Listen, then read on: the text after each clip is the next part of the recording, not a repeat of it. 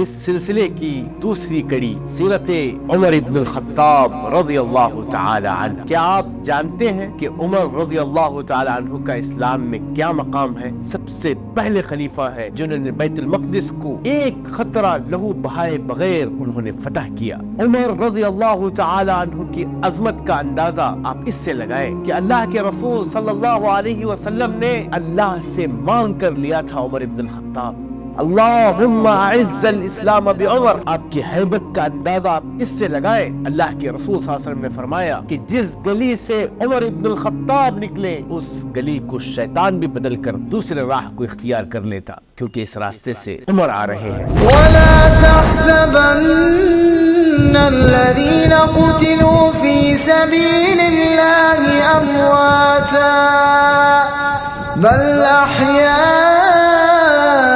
عند ربهم يرزقون۔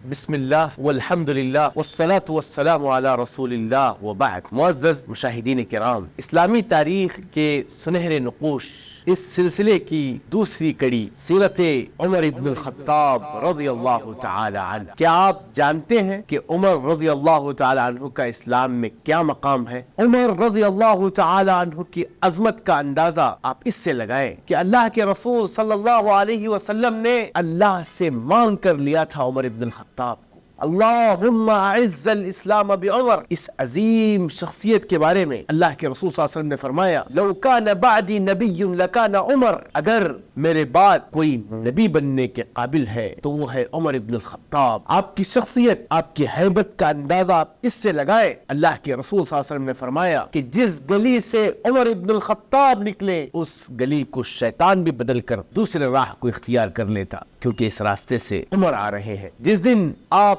اسلام لائے اس دن سے مسلمانوں نے مکہ میں کھل کر آزادی کے ساتھ کعبۃ اللہ کے صحن میں طواف کیا اور عبادت کیے۔ آپ نے جب اسلام قبول کیا تو ڈنکے کی چوٹ پر اعلان کرتے ہوئے اسلام میں داخل ہوئے۔ جب آپ نے ہجرت کی ببانگ دہل علی الاعلان ہجرت کیے، جب آپ گفتگو کرتے قرآن مجید کی آیتیں آپ کی تائید اور موافقت میں نازل ہوا کرتی تھی۔ اللہ تعالیٰ نے آپ کی زبان پر حق کو جاری کر دیا تھا، لا یخاف فی اللہ لومۃ لائم۔ دین کے معاملات میں کسی ملامت گر کی ملامت سے ڈرنے کا نام ہی نہیں تھا، دین کے معاملے میں کسی ملامت گر کی ملامت سے کمی نہیں گھبراتے تھے۔ عمر رضی اللہ تعالیٰ عنہ کے عہد میں روم اور فارس دو عظیم سلطنتیں فتح کی گئیں۔ آپ کو معلوم ہونا چاہیے ان دو عظیم سلطنتوں میں سے کسی ایک سلطنت کو فتح کرنا لوہے کے چنے چبانے کے برابر تھا، لیکن عمر رضی اللہ عنہ کے عہد میں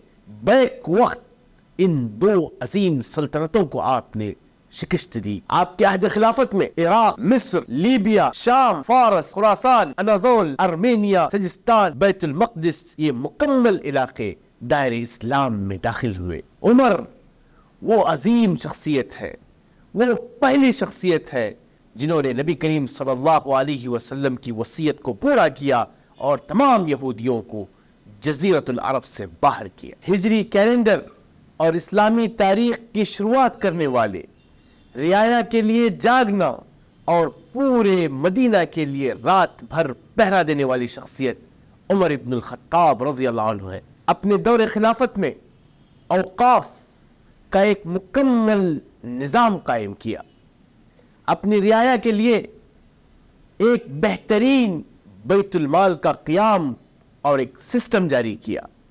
اپنے عہد میں حالات، ضروریات اور وقت کے حساب سے نئے شہروں کو آباد کیا، کوفہ، بصرہ، فسطاط، ایسے کئی شہروں کو آباد کیا جس کے ذریعے فتوحات کے سلسلے کو آگے بڑھایا، جنہوں نے تمام گورنروں کو سالانہ رپورٹنگ کے لیے موسم حج میں جمع ہونے کا ایک نظام اور سسٹم بنایا، خلافت کے لیے شورائی نظام قائم کیا، جزیہ، قضاء اور مسلمانوں کے لیے ایک دیوان اور فوج کے لیے ایک دفتر بنایا۔ اپنے عہد میں پہلی بار، اسلامی تاریخ کے عہد میں پہلی بار دینار و درہم کے سکے تیار کیے. در عمر کا ڈر لوگوں کے دلوں میں تلوار سے زیادہ بیٹھا ہوا تھا. دمشق، شام، اردن میں دائمی فوج کی تعینات کر رکھی تھی. سب سے پہلے خلیفہ ہے جنہوں نے بیت المقدس کو ایک خطرہ لہو بہائے بغیر انہوں نے فتح کیا. 30,000 کی احتیاطی فوج ہمیشہ تیار رہا کرتی تھی اپنی رعایا کے لیے. اناج، غلے کے سٹورز بنوائے. موجودہ رقبہ اور جغرافیہ کا اگر جائزہ لیا جائے تو عمر رضی اللہ عنہ کے عہد میں جو فتوحات کا دائرہ وسیع ہوا تھا پریزنٹ 54 کنٹریز کے رقبے کے برابر تھا. یہ تھی عمر رضی اللہ تعالیٰ عنہ کی سیرت. 10 سال کے مختصر عرصے میں روم و فارس دنیا کی 2 عظیم سلطنتیں اور حکومتیں وہاں تک ان کی فتوحات پہنچ گئی تھی. پھر اس کے بعد آخر میں رافضی، شیعی، ابو لؤلؤ فیروز المجوسی اس کے ہاتھوں فجر کی نماز میں سورہ یوسف کی تلاوت کے درمیان زخمی ہوئے اور شہید محراب کے لقب سے ملقب ہوئے. یہ ہے عمر رضی اللہ عنہ الفاروق، حق اور باطل میں فرق کرنے والی شخصیت عمر ابن الخطاب رضی اللہ عنہ. اللہ تعالی ہمیں ان عظیم شخصیات کے نقش قدم پر چلنے کی توفیق عطا فرمائے اور ان صحابہ کرام کو اسوہ اور آئیڈیل اور نمونہ بنانے کی توفیق عطا فرمائے. وصلی اللہ تعالی علی نبینا محمد وعلی آلہ وصحبہ وسلم. السلام علیکم ورحمۃ اللہ وبرکاتہ.